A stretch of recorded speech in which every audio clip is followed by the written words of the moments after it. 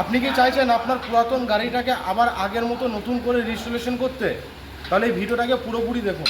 এই গাড়িটা কাস্টমার আমার কাছে নিয়ে এসে বলছে, গাড়িটা যখন আমি রাস্তায় চালাচ্ছি মনে হচ্ছে গাড়িটা ভেঙে পড়ে যাবে, আর এই গাড়িটাকে আমি খুব ভালোবাসি, এই গাড়িটাকে আমাকে আবার আগের মতো রেজিস্ট্রেশন করে দাও। তো দেখুন এর যা যা খারাপ ছিল, গাড়িটা ফুল ডেড গাড়ি ছিল, কিন্তু এই গাড়িটাই নাকি ওনাদের প্রথম গাড়ি, এই গাড়িটাকে ওনারা খুব ভালোবাসে। তো আমার ভিডিও দেখে ফোন করে এবং নিয়ে আসে আমার কাছে, তো এই কাজগুলোকে আমি করে দিচ্ছি, গাড়িটা আবার আগের মতো চলবে।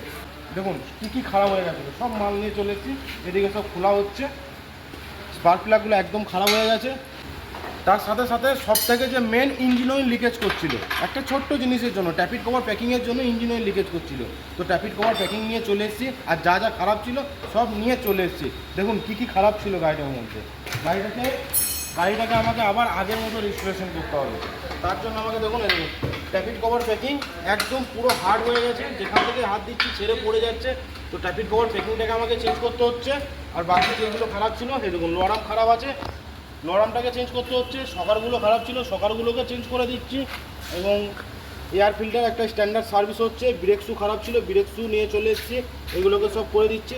তো এই টাই রড, বল জয়েন্ট, লিঙ্ক রড, সকার কিট, মাউন্ট সব একদম ডেট হয়ে গেছিলো। তো যেই পার্টগুলো খারাপ ছিল সব অরিজিনাল পার্ট নিয়ে চলে এসেছি, পার্টগুলোকে আবার ফিটিং করে দেবো, গাড়িটা আবার সেই আগের মতো রাস্তায় রান হবে। কাস্টমার একদম চাইছিল যে ভালো মেকানিকের কাছে কাজটা করাতে। উনি আমার ভিডিওটাকে দেখে আমাকে কল করে বলে এই কাজ আছে, আমার কাছে এস্টিমেট নিল, আমি বললাম কাজগুলোকে করাচ্ছি।